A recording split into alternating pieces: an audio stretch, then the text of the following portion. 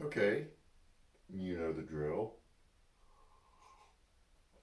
Happy Thursday. I can pretty much say Happy Thursday. Oh, um, it's been a heck of a 2 weeks. Janet and I have done a lot of traveling to be with people who are going through difficult times. And this will lead into what I'm going to talk about.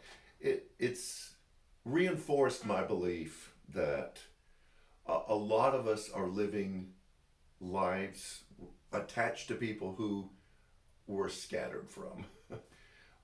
Many of you probably have relatives or close friends who live a certain distance away. You know, the past 2 weeks we've been in Houston to spend several days with some friends, um, and then just got back from South Florida where we visited several different people scattered along the way in South Florida.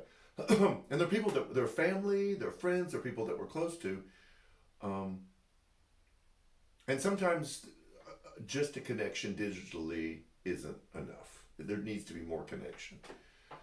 So I don't know how you handle that. I don't know how you stay close. I don't know how you stay bonded, um, stay connected to people who are scattered like that. I think even more so nowadays because a lot of people aren't living in the place that they grew up in. Now, some of you are. You're in the place that you've been all your life. You got deep roots, and you're enjoying just the wealth and the richness that comes um, from benefiting from that. A lot of us don't. Um, we have lived in a lot of different places, and we are connected um, to a lot of different people in a lot of different places. The reason why I bring that up is one is to explain why I'm so out of it, and two is we begin a new series this Sunday on First and Second Peter. Um, these two letters were written to churches scattered all over the area, and Peter wanted to give them some encouragement. He wanted to say, "Hey, I know that you don't feel connected. I know that there are people who are doing the same thing that you're doing and going through the same thing that you're going through." And I want to give you some encouragement during those times. And so I felt like this letter was really appropriate because even if we're living in the same area, sometimes we can feel really disconnected because we allow things to drift or slide into our lives that create disconnection, that create distance. So whether the distance is physical or whether it's something we've allowed to happen because of differences, um, we've allowed disunity to kind of rule rather than unity, which is one of the huge prayers and emphasis of Peter in these letters. So we're going to look at um, Peter's letters to a scattered people living in a place that doesn't feel like home. If this applies to you, then we're going to make it practical. It's not going to be a study about the history and the authorship and the time period of First and Second Peter. It's going to be, hey, Peter said some things to people who were going through what it felt like to be disconnected, to be scattered, to feel like you were all alone, to not know how to live in a place that didn't feel like home. And in a changing world, I think a lot of us can feel that way. We're going to do this a little bit different. I believe we've done this in the past. June and July, we want it to be more intimate. I'll be teaching down from the lower platform. We would love, this is from your staff, for you to move closer to the front. I understand COVID numbers are up. We want to respect that. There's plenty of space if you still want to kind of maintain that distance, to still be masked up. But if you could move closer to the front, I want this to be a real conversation.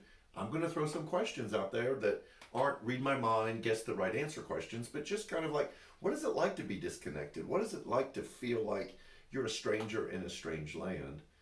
Um, and so I think this could be informal, it could be fun, it could be very interesting. So June, we will go through the letters of Peter, and then July we're going to do a book called um, The Road Back to You.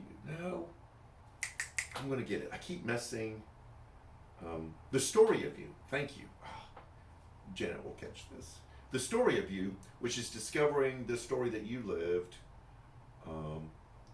that you needed to live in order to belong and be accepted, and then what does it look like to replace that broken story with Jesus' story of grace? So that'll be July. It'll be very intimate.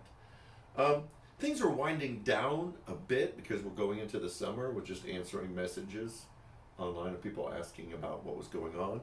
But we hope you still make participation at NCC a part of your regular life. We got another great July 4th on the 3rd planned. It'll be Sunday morning. We're going to have games and food and stuff like that rather than church, rather than worship. It'll still be church. So we hope you mark your calendar for July 3rd if you're in town. The women's event is coming up this Saturday.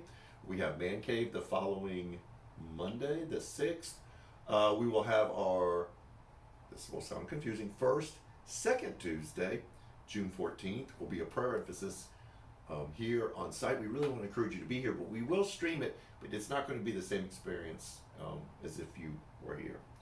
So, I'm trying to catch my breath, get my feet back underneath me.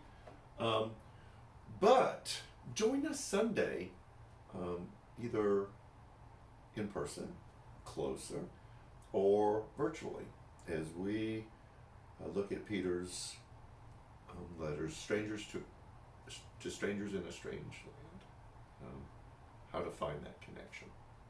So stay cool. It's miserable out there, and we'll see you Sunday. Take care.